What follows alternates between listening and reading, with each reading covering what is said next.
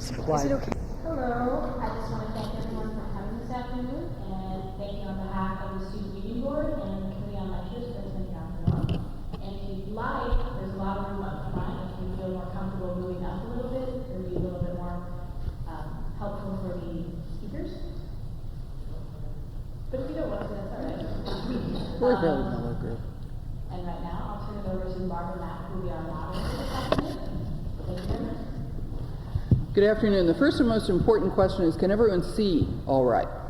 Because if we don't have to jump up and down like so many marionettes on a string, I think that that would be advantageous, and we'll have more time for discussion. A couple of housekeeping notes.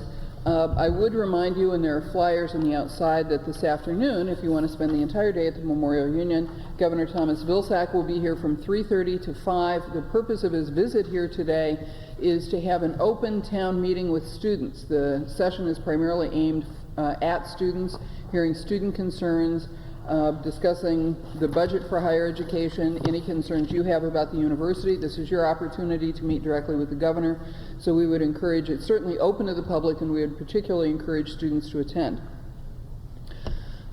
Second, you may notice someone is missing here today, which would be someone speaking from the Mid-Iowa Boy Scout Council of America. I would like to state, and I will probably state this for the record at the end in case we have people coming in the middle of the presentation, repeated attempts were made by the Committee on Lectures to find someone who could act as an official spokesman for the Mid-Iowa Boy Scout Council of America, and also for the United Way, the agency which provides significant funding to the Boy Scouts. Both agencies declined opportunities to be here today. So I told Pat Miller, in their absence, I may sprout horns and be devil's advocate if I possibly can, as well as moderator here today, so we have some attempt to discuss what the viewpoint should be. I'm happy to introduce our panel members. On my immediate left is Jeremy Hayes. Jeremy is an Eagle Scout. Pat said, it's like being Catholic. Once you are, you never quit. Once an Eagle Scout, always an Eagle Scout. And currently is president of the LGBTA here on campus. On my far left is Ben Stone, who is the executive director of the Iowa Civil Liberties Union, the local organization, the Iowa organization connected with the American Civil Liberties Union. And we'll try to leave some time for discussion as we go through our work here today. I think at the beginning I forewarned Ben that I would call on him first and ask him just to do a little explanation about the decision, the U.S. Supreme Court decision in this case, why it was pursued in the first place, and if he can give us his perspective of the arguments pro and con. All right, Barbara. Basically what this case is about is that a gentleman named Dale had been a Boy Scout for many years. He turned 18, he became an Eagle Scout, and he was interested in being a Scout leader, and so, or Scoutmaster, whatever the phrase is. And he was doing that as a 19-year-old. He went to college, he continued to do so, and while at Rutgers University, he appeared in an article in which he had identified himself as a gay man. He is openly gay, and he was a member of the gay advocacy organization on campus at Rutgers. This article came to the attention of some leadership in the Boy Scouts of America. He received a letter explaining that he was being expelled as a Scout leader. There was no explanation. He inquired further. They ultimately did tell him that it was because he was openly gay.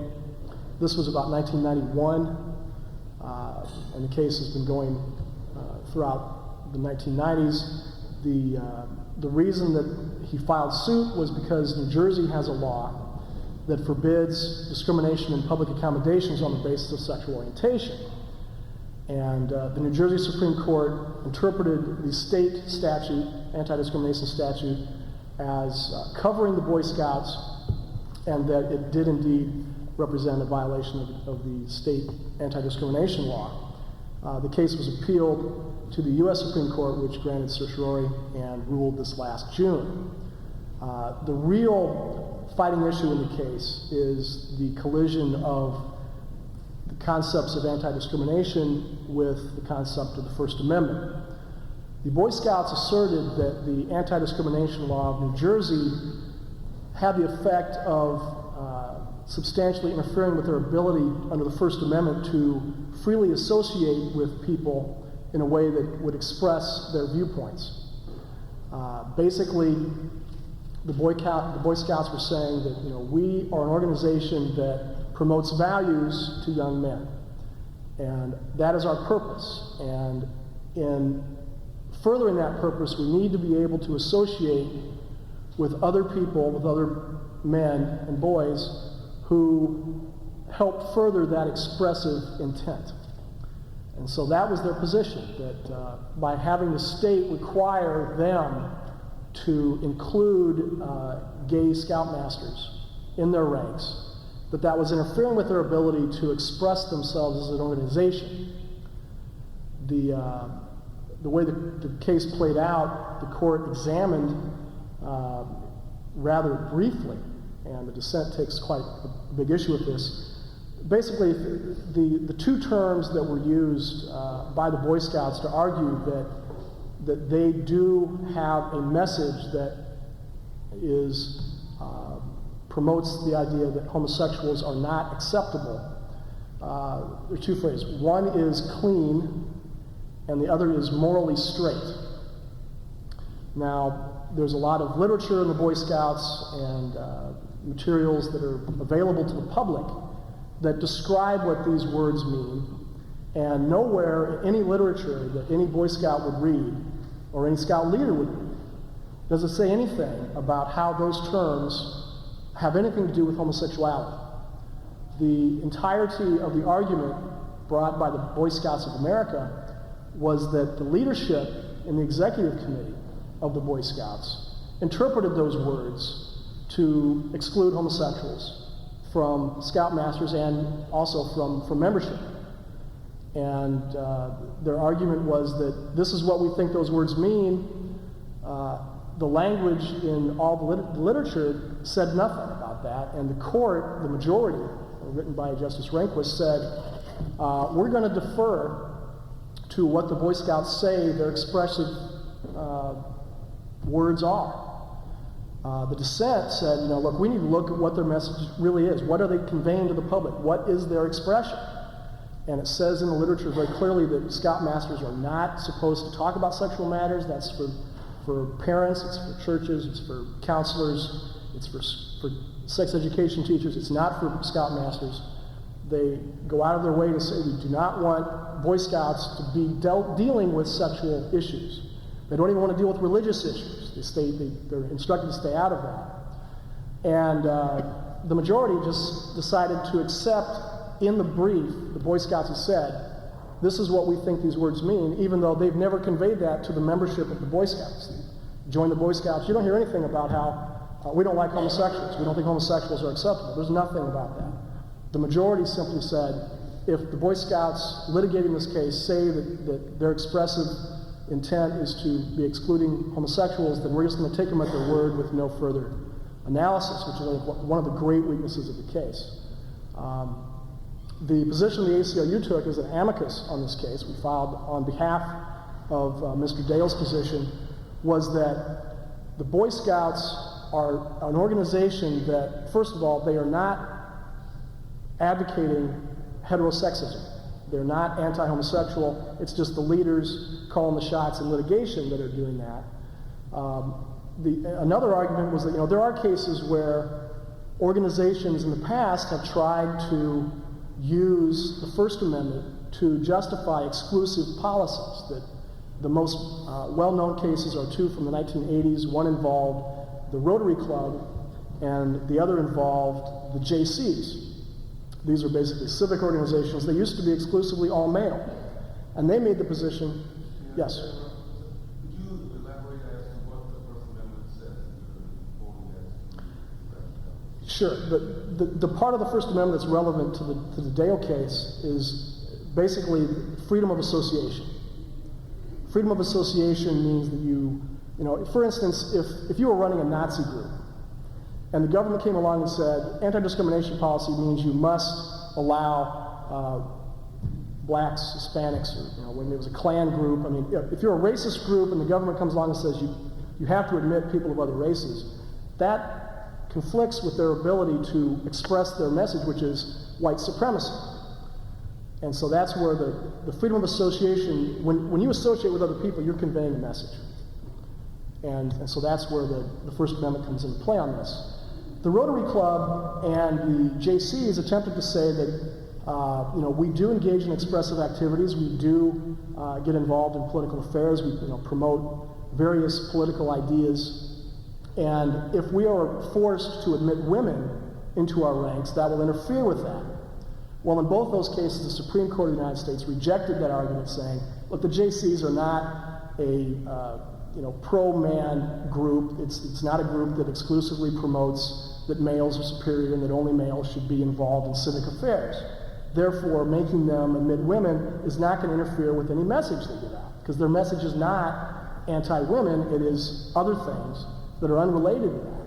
And so it was not going to substantially interfere with their ability to express their positions as an organization. Now, if you compare that with the Boy Scouts, why do they exist? What do they express? What are their views? And again, the court just said if the leadership of the Boy Scouts want to say that these words, morally straight and clean, have something to do with homosexuality, we'll just take them at their word. The dissent took great issue with that. And so that's really how the case has come out. It was a 5-4 ruling. The majority found that it was substantially interfering, that they took them at their word, that their expressive ideas were that homosexuals are not acceptable, and said that if that's the case, then the anti-discrimination law clearly interferes with the ability to make that expression, and therefore it is an undue burden on their First Amendment free association rights. The dissent of 4 justices led by Justice Stevens disagreed with that and made some very good arguments on the dissenting side. So there's much more to it, but we only have an hour. So. But we'll get there. We'll get there.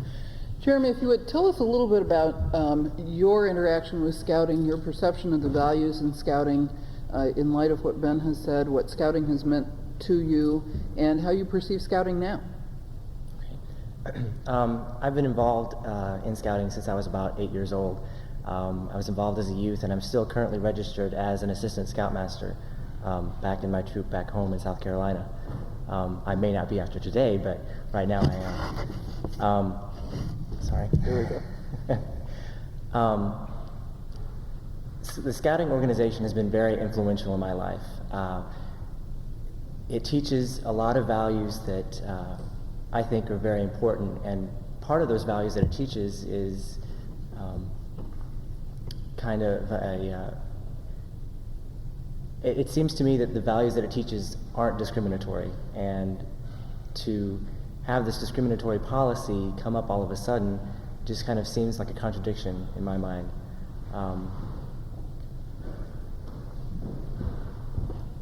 I guess. Could you have found yourself, could you have found reception as an openly gay scout as opposed to scoutmaster? I don't think so. During the time that I was a youth member, I was trying to come to terms with my own sexuality, and I didn't find any kind of support within the organization that would allow me to have felt comfortable being open about my sexuality at that time. And also the fact that there weren't any adult leaders that were openly gay made it difficult for me to find positive role models of openly gay people, and I know that that would have been helpful for me if I had had someone to look up to who was openly gay and was a positive role model, especially if it had been inside the organization. Were a lot of your friends Scouting friends? Was a lot of your social life wrapped up in Scouting? Yeah, I spent a lot of time in Scouting. My parents were heavily involved, and so all of their friends were Scout leaders, and all of my friends were Boy Scouts, and I was very deeply involved in the organization. So had you not been able to participate in Scouting, you would have felt ostracized in your community, something of a black sheep? Oh, definitely. If I had been openly gay and then had been subsequently removed from the organization, I would have basically had no one to socialize with. I think that brings us to something that I wanted to talk about, which is the concept of a public accommodation. And Ben, as you noted, the Rotary cases and the JC cases both involved a finding of a public accommodation sufficient to support a finding that non-discrimination statute should apply. Certainly in this country we have lots of organizations that people can belong to that clearly do discriminate. There is a golf club in Des Moines that has men's tea times. They asked me to join and I told them to take a long leap. There are, if you look at the National Young Women's Christian Association, YWCA, board guidelines, they do not allow men to sit as board members. There are organizations which have deeply embedded discrimination policies, whether it's joining the Junior League. We haven't yet had a lawsuit where a man wanted to join Junior League. I'm shocked. So where do you draw the line between something that is a public accommodation and should be subjected to non-discrimination laws and something that truly is purely private? How do you see it as somebody who's had 20 years of experience in the area? Well, I think that it comes down to kind of what is the nature of the exclusive organization. There was a very well-known case that was litigated by a good friend of mine named Sally Frank down at Drake Law School. She was a student, an undergraduate and a graduate student and a law student. The Princeton Club was a male-only alumni association club at Princeton. And being a member of that club was extremely prestigious, it was extremely useful, you connected with people in the community, you got access to channels of communication that could enhance your life and your career.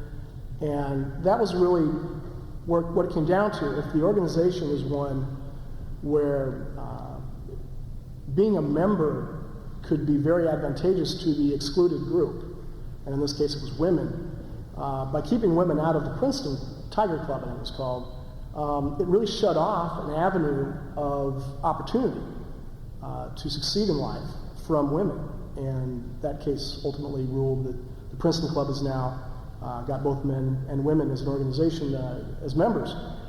In this context, I think, there's another case that I didn't mention, which is the Hurley case, which involves a parade in Massachusetts. There's an Irish Pride parade put on by a private group, and a gay organization of Irish Americans wanted to march. And the people running the parade did not want them in the parade, did not like homosexuals identifying with the banner. And the Supreme Court ruled in that case that it was a private parade, and that if the government came along and forced the people running the parade to allow people to march behind a banner identifying themselves as gay Irish Americans, that would force the parade organizers to basically endorse a message that they shouldn't be required to do under the First Amendment. In that case, you have, the access to the parade wasn't of a nature that it, would further your career, but I think in that case you have a specific event that is clearly expressive, and parades are all about expression. And that when people see a parade and they see a group in that parade, when someone sees Visha and they see a group marching in Visha, they are assuming that the Visha committee approved that unit marching in that parade, and that therefore they found their message acceptable to the general tenor of the parade. So it was not found to be a public accommodation. Public accommodation law is tricky, because you can't just say that if it's open to the public, period, then it's always going to be a public accommodation. It does have a lot of subtle issues in it that are really hard to pin down, and one reason why this case law is kind of hard to understand. I think yes? Yeah, just to add a little bit more perspective, I was a graduate student at Princeton when Sally Frank filed that suit. She was an undergraduate at the time. The club that she was talking about was one of a group of what are called eating clubs at Princeton. They are sort of functional equivalents of fraternities, but they do specifically provide dining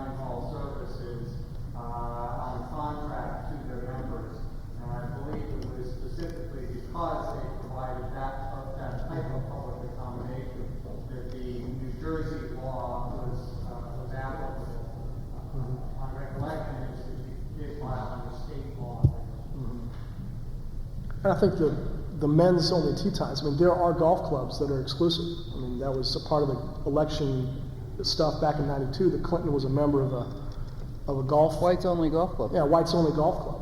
And, you know, anybody that would challenge that under a public accommodations law would have to make the case that by denying blacks the opportunity to get in there, that was going to have an effect on their ability to participate in our democracy.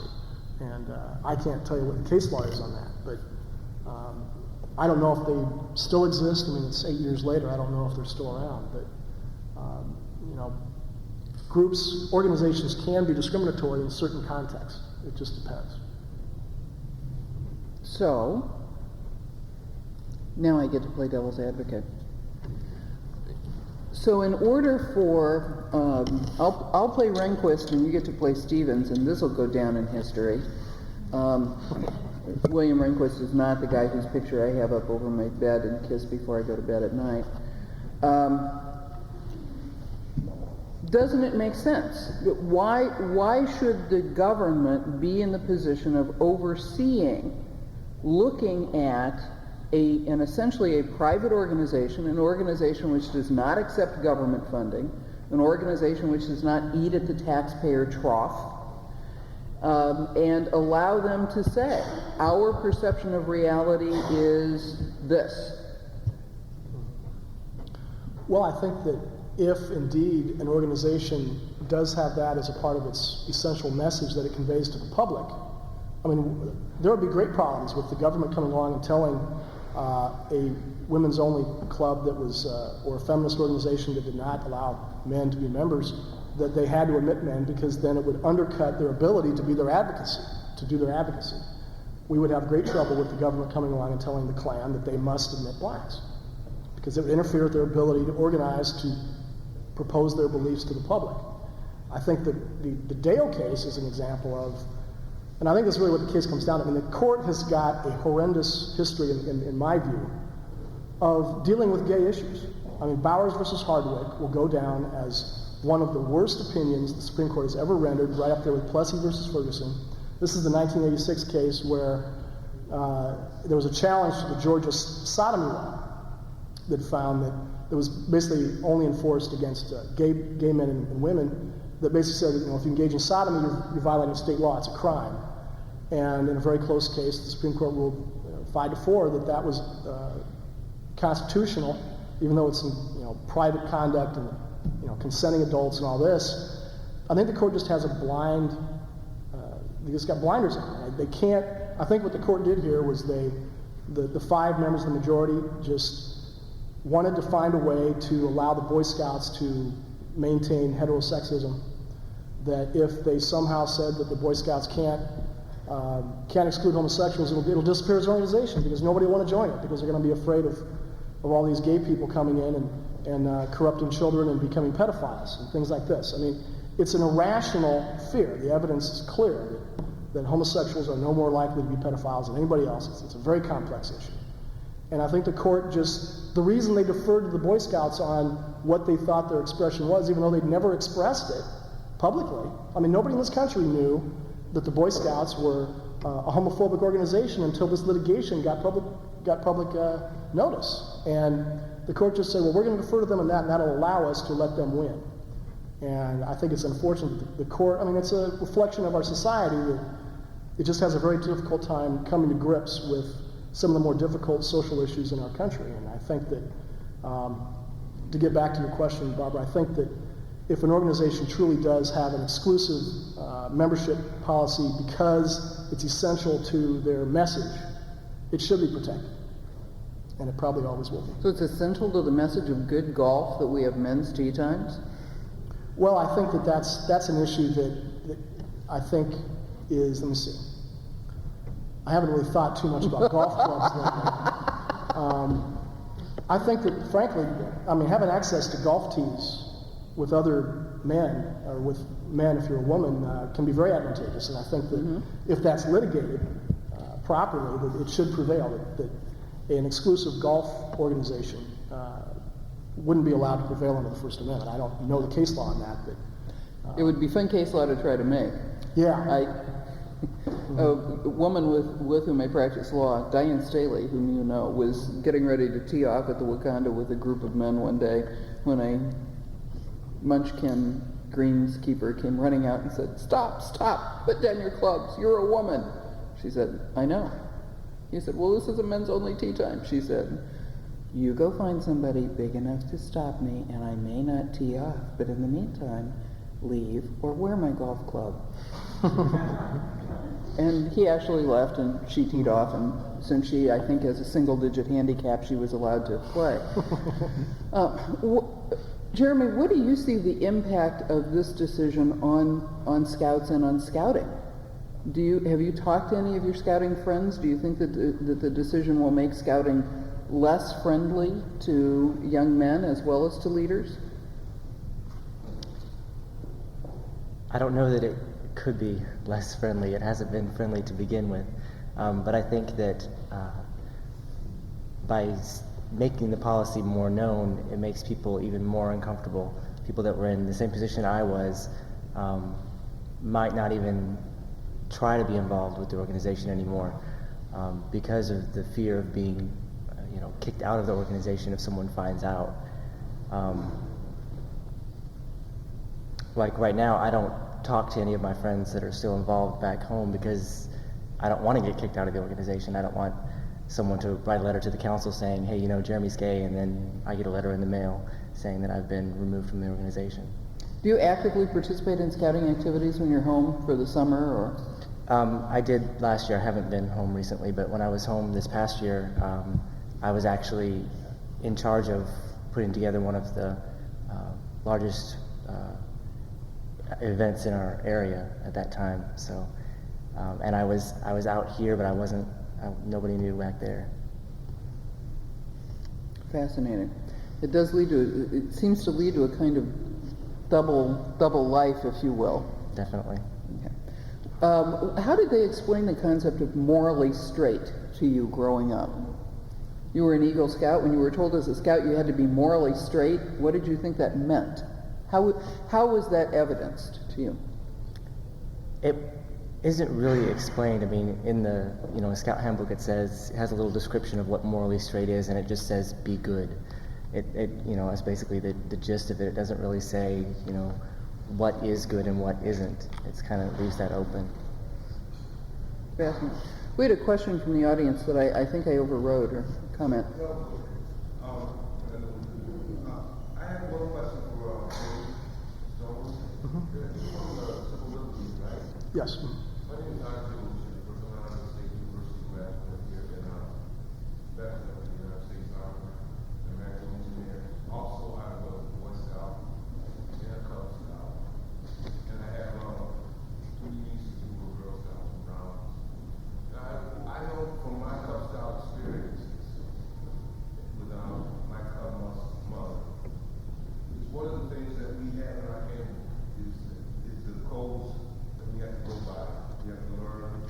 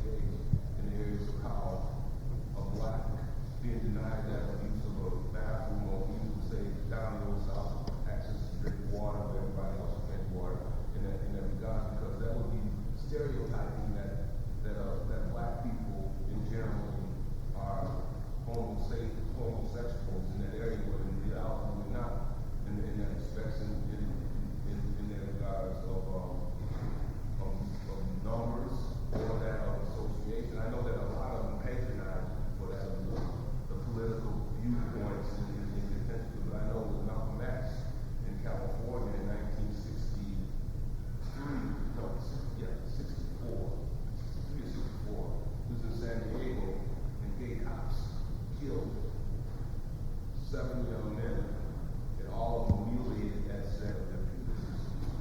People from the adult soccer being shot off as the fact of the killing of them, and then 2 in the areas of where is that the diseases associated with that of the practice of homosexuality and that of AIDS, and then to the disseminates to that of deterioration as to morality even in religious sectors.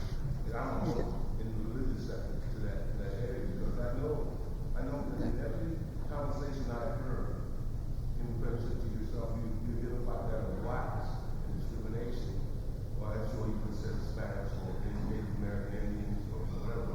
How could you conceive of those 2 patterns in that area? Because under the Constitution of the United States, we would have never been allowed the Civil Rights Act of 1964 if it didn't interpret that of the area of the Constitution that says that we are created equals. Okay. That allow endowments. And this is where that to show in that area. So you think that Mr. Yeah. Jared Hayes. equal to this young lady right here as Okay. relationship to that of sexuality? Okay, I think you have the substance of the question, which I think is an important one. As I'm seeing it, you ask the fundamental question of, can you be gay and moral at the same time? Can you be gay and teaching morality? Can you teach honesty? Well, Jeremy may want to chime in as well. I think that it's important to recognize that this case was, first of all, there was no allegation by the Boy Scouts or anybody else that Mr. Dale had done anything inappropriate expressed in terms of what he had said to his troop, anything that he had done, that he had never engaged in promoting homosexuality or degrading heterosexuality, anything like that. This was clearly just about absent any conduct of any kind. Is it okay? So your question is a good one. I think that it's a question that the court basically came down by saying that it can't. I mean, in other words, because the Boy Scouts think, or were allowed to say that this is what they think, that being a homosexual, being a gay man is incompatible with promoting morality. I mean, that is a decision that the court allowed them to bring, and as an organization, they have the right to make that argument, and that the government shouldn't compel them to undercut that argument. I think the weakness in the case is that that's not what the Scouts have been doing publicly. Regarding equality, I think that the question you're asking really comes down to, is homosexuality an innate characteristic? Is it something that comes from genetics primarily? Is it something that comes from the environment primarily? I mean, can you choose to be gay or not? And that's a whole other forum. I mean, we can't deal with that with any kind of clarity here, but basically, if you come down on the side that homosexuality is a choice, then, but you got to realize that the anti-discrimination laws of this country protect people's religious preferences. And you can choose to be a Muslim or a Christian or whatever, and you are protected from discrimination. And so in that sense, there is precedent for the government protecting people who have made a choice from discrimination. As for whether or not people who are gay can be moral and promote morality, I think they are as well qualified as anybody if the essence of morality is treating other people with compassion and justice and fairness. But if morality is defined as that homosexuality itself is immoral just on its face, then clearly, if that's the position, then it's not consistent to argue that they can be. So it really comes down to a value judgment that each of us make. Good. I'd like to, Jeremy had wanted to add in as well as respond. So Before I guess, knew that I was homosexual, my parents taught me all the values that I still hold today. And as a scout leader and as a staff member at a Boy Scout summer camp, I taught those same values to other scouts. I taught merit badge classes. I taught, I even taught adult leaders the Boy Scouts youth protection policies, which are about preventing child abuse. And I taught those before I knew I was gay. I taught those after I knew I was gay. There was no change in my values and no change in the message that I gave to the other scouts. I would say yes. Yeah, I guess my personal feeling is that there are groups that have all kinds of views, and some of them one may be sympathetic to, and again there are other groups that have all kinds of people and ignorant views. I think they all have a right to their own views. What you have to remember is that when it comes to the Boy Scouts, as well as various other organizations, they are involved in the commerce of providing meals and accommodations when they run things like Scout summer camps. And they employ people in paid employment. When they're getting basically into the hotel and restaurant business, however low level that might be, they're operating in the sphere of public commerce. And it's been clearly established in this country that the government does have the right to regulate terms on which that commerce is undertaken, to eliminate racial and religious and gender discrimination, as well as sexual preference.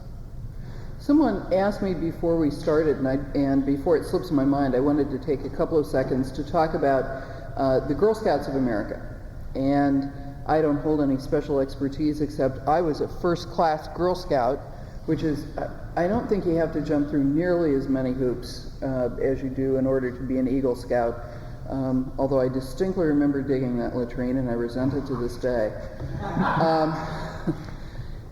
But I was a first-class Girl Scout, a Scout leader, and a board member of the Moingona Girl Scout Council, which operates Camp Sacagawea. And if you can say Moingona and Sacagawea in the same sentence and pronounce them both correctly, you get a medal from someone.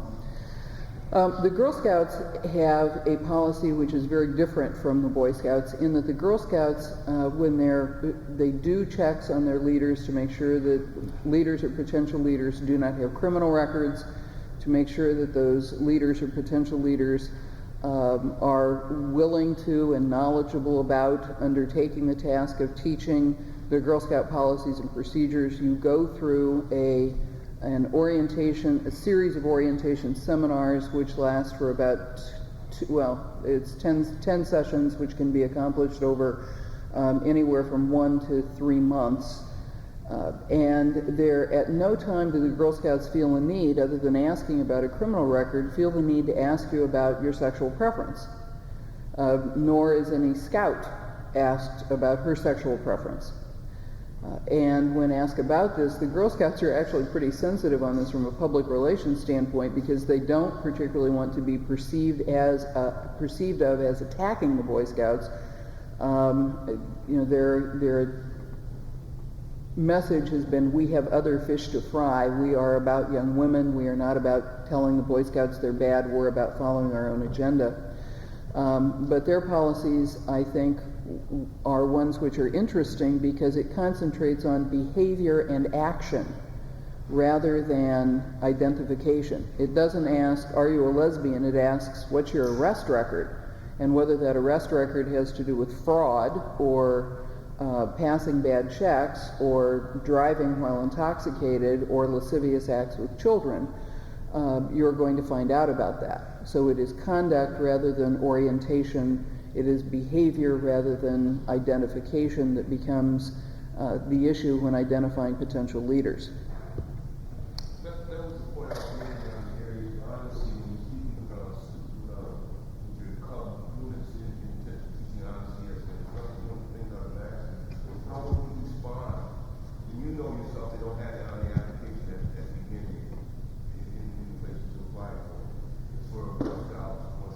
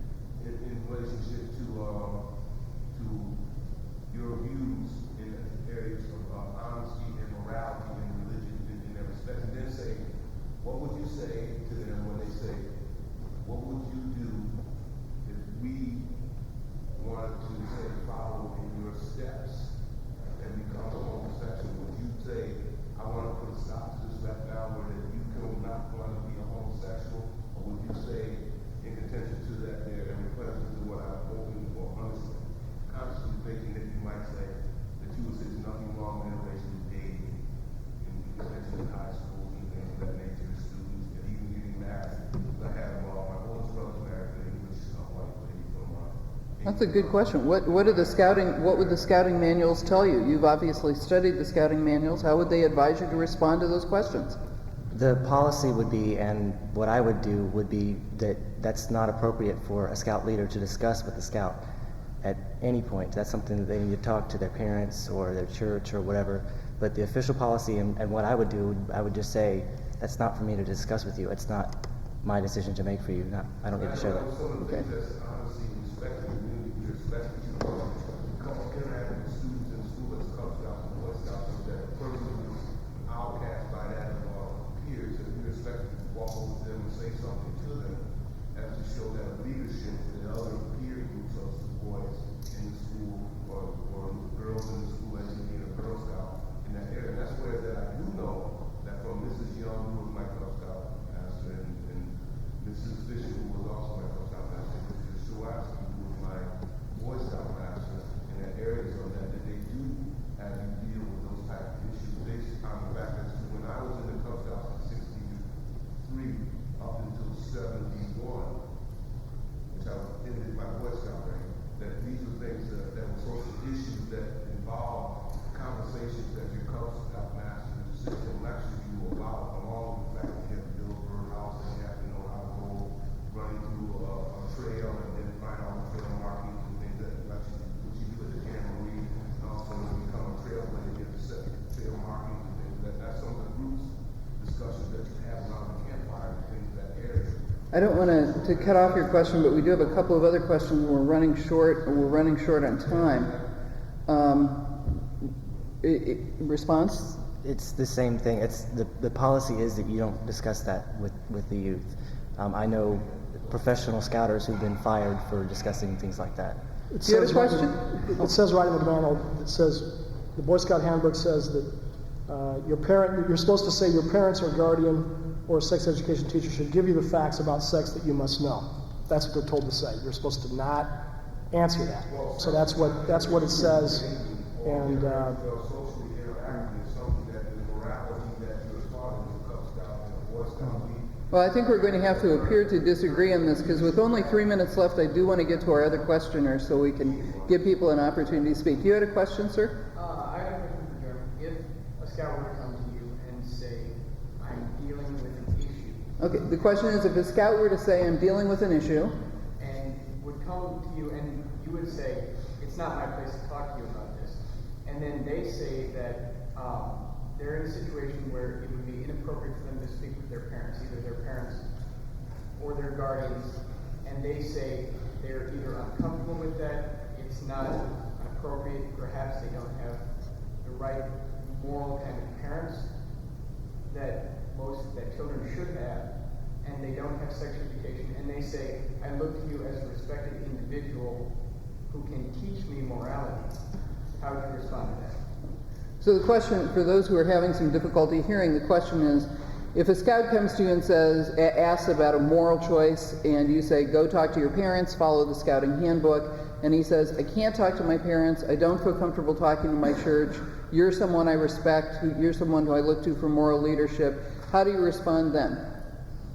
I still, in that position, I don't feel that I can talk to that person about those kinds of issues because I would just have to find someone else that I would talk with them about finding someone else that they would feel comfortable speaking to, because I don't feel that in my position I would be able to do that. So you take it upon yourself to maybe help them find somebody to whom they can speak about it. Yeah, I would talk with them and try to get them to think about, other people that might be resources for them. We had a question in the back, I believe, although that person may have left. Okay. Barbara, I wanted to bring up a kind of look into the future. I think there's some important issues we haven't had a chance to talk about. And just briefly, the question really is, okay, now this case has been rendered, what now? What is the issue? The main issues are, if the Boy Scouts are protected in their ability